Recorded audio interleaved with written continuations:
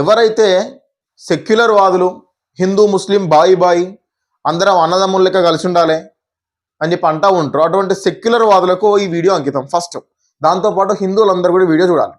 ఎందుకంటే ఈరోజు నువ్వు హిందూ ముస్లిం బాయి బాయి అని చెప్పి దగ్గరికి వెళ్తావు, రేపు పొద్దున నీ అక్కను చెల్లెను కూడా పెళ్లి చేసుకొని నిన్ను బొమ్మరదని చెప్పేసి అంటాడు. అదే జరుగుతుంది, అదే జరుగుతుంది కూడా ప్రజెంట్.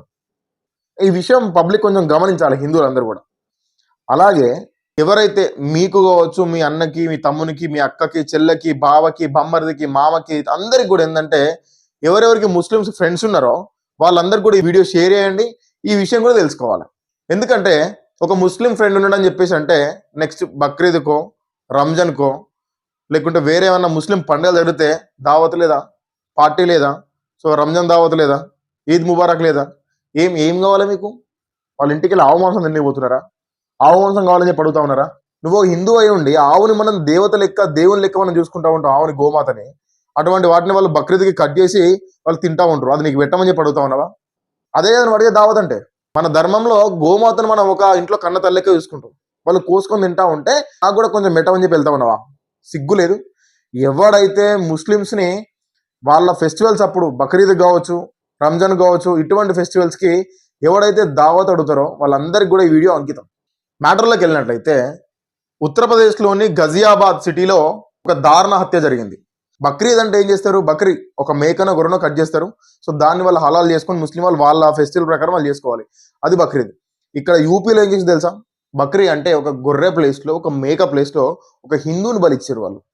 ఈ విషయం ఎందుకు చెప్తున్నా అని చెప్పేసి అంటే రీసెంట్గా మొన్న జరిగినటువంటి ముస్లిమ్స్ ఫెస్టివల్ బక్రీద్ రోజు గజియాబాద్లోని నవనీత్ నగర్ కాలనీలో ఒక దారుణ హత్య జరిగింది. సూర్యప్రతాప్ చౌహాన్ అనేటువంటి వ్యక్తి ఒక హిందూ, తను 17 years ఏజ్ ఉంటుంది.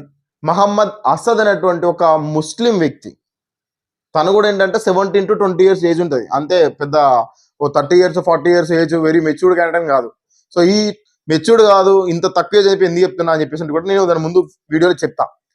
అయితే ఈ వ్యక్తి సూర్యప్రతాప్ చౌహాన్ అనే వ్యక్తిని చిన్నప్పటి నుండి కూడా ఫ్రెండ్స్ వాళ్ళు. సో తను ఏంటంటే బక్రీద్ రోజు సో తను వాళ్ళ ఫ్రెండ్స్ని తీసుకొచ్చి సో ఏదో పార్టీ ఇస్తా అని చెప్పేసా, లేదనుకుంటా నీతో మాట్లాడుందని చెప్పేసా, సో ఏదో విధంగా కొన్ని మాయమాటలు చెప్పి తన ఇంటికారని తీసుకుపోవడం జరిగింది. తీసుకెళ్ళి ముస్లిమ్స్ ఉన్నటువంటి ఏరియా తీసుకుపోయి అక్కడ ఒక గల్లీలో నిలబెట్టి, ఎప్పుడన్నా బక్రీని కట్ చేయంగా చూసినావా, అంటే ఒక మేకను కట్ చేయంగా చూసినావా, బక్రీద్ ఎలా చేసుకుంటో తెలుసా అని చెప్పేసి అడిగి తన చుట్టూన్నటువంటి 5 ఫ్రెండ్స్, ముస్లిం ఫ్రెండ్స్, వాళ్ళ దగ్గర ఉన్నటువంటి కత్తులతోని విచక్షణారహితంగా అతన్ని గొంతు మీద, కడుపులో ఎలా పడితే అలా, ఎక్కడ పడితే అక్కడ కత్తితో, కత్తి పోట్లతోనే ఆయన బాడీ మొత్తం హూనం చేసేసారు. అది బక్రీ అంట వాళ్ళకి, బక్రీద్ అంటే. ఇక్కడ వీళ్ళ గొర్రె ఎవరు? హిందూ. ఎవరిని బలిస్తా ఉన్నారు? హిందూని బలిస్తా ఉన్నారు. అది వాళ్ళకి సంతోషం, అదే వాళ్ళ పండుగ. హిందువులను చంపడమే వాళ్ళ పండుగ. అడిగి మరీ చంపుతున్నారు. చూసిరా, గొర్రెని ఎలా చంపుతారో తెలుసా అని చెప్పేసి అడిగి చంపుతా ఉన్నారు. మేకని ఎలా చంపుతారో తెలుసా అని చెప్పి అడిగి మరీ చంపుతా ఉన్నారు. అంటే ఏమన్నట్టు అది అర్థం ఏంటి? వాళ్ళ పండుగ ఏంటి? హిందువులను చంపడం. అదే వాళ్ళ పండుగ, అదే బక్రీద్ వాళ్ళకి. ఇప్పుడు అదే కదా జరిగింది. 17 నుంచి 20 సంవత్సరాల వయసున్నటువంటి కుర్రాళ్ళు వాళ్ళందరూ కూడా, ఎవరికి కూడా పెద్దగా ఏజ్ లేదు, ఇంక్లూడింగ్ సూర్యప్రతాప్ చౌహాన్తో సహా, మన హిందూ వ్యక్తితో సహా అందరు కూడా ఏంటంటే 20 years ఏజ్ ఉన్నటువంటి వాళ్ళే. అటువంటి వ్యక్తుల దగ్గర ఇంత కర్కశత్వం, ఇంత వాళ్ళకి ఏంటంటే ఈ లైక్ ఒక మర్డర్ చేయాలి, అది కూడా బక్రీద్ రోజు తీసుకొచ్చి మర్డర్ చేయాలి, నీకు మేక ఎలా కోస్తారో తెలుసా అని చెప్పేసి ఒక కక్షపూరితంగా, ఒక క్రూయల్ మెంటాలిటీతో, ఒక క్రిమినల్ మెంటాలిటీతోని వాళ్ళ మైండ్ ఎట్లా ఫీడ్ అయింది వాళ్ళకి? ఎవరు ఫీడ్ చేస్తా ఉన్నారు? వాళ్ళకి ఎంత కోపం లేకపోతే, హిందుత్వం మీద ఎంత కక్ష లేకపోతే, ఎంత క్రూరత్వం లేకపోతే వాళ్ళ లోపల బక్రీని ఎలా కట్ చేస్తారో తెలుసా అని చెప్పి అడిగి మరొక వ్యక్తిని అక్కడ చంపుతారు. కత్తులతో విపరీతంగా బాడీ నిండా కూడా కత్తులతో దాడి చేశారు. తను అక్కడి నుంచి దాదాపు తప్పించుకునే ప్రయత్నించి ఒక 200 మీటర్ల వరకు పరిగెత్తిండు.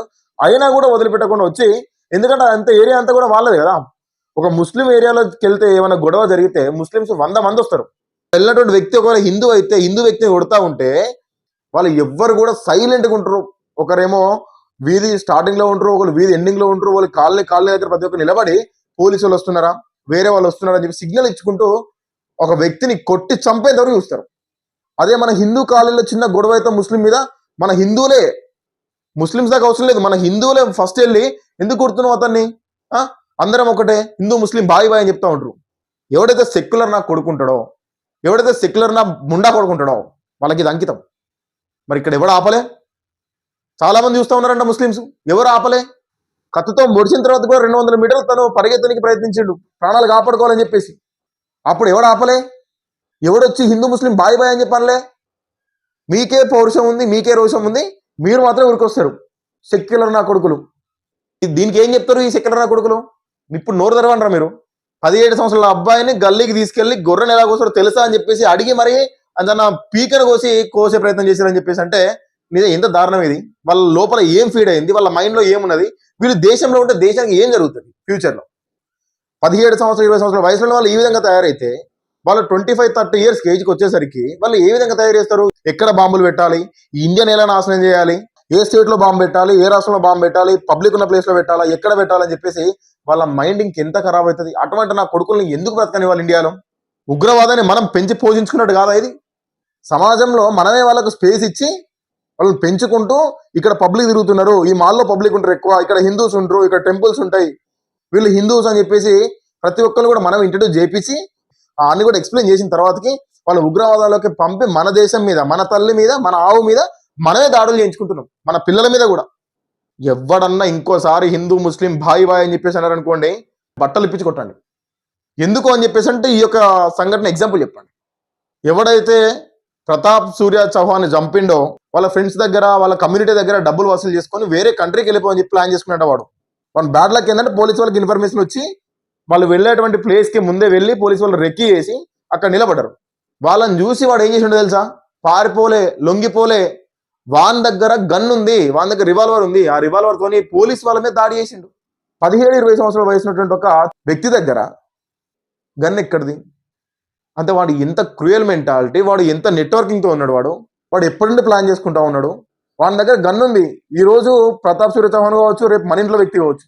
వాడు సమాజంలో ఎంత క్రూయల్ మైండ్తో వాడు పెరిగిండు వచ్చినప్పటి నుండి.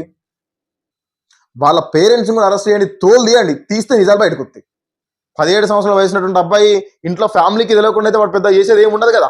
ఏ స్కూల్కి వెళ్తాడు, ఏ కాలేజ్కి వెళ్తాడు, 17 సంవత్సరాలు అని చెప్పేసి జస్ట్ స్కూల్ అయిపోయి ఉంటుంది, ఇంటర్మీడియట్లో ఉంటాడు అంతే. ఏం డిగ్రీలు పిహెచ్డీలు చేసేటంటే అంత ఏజ్ కాదు కాబట్టి ఇంకెక్కడికి వెళ్తాడు?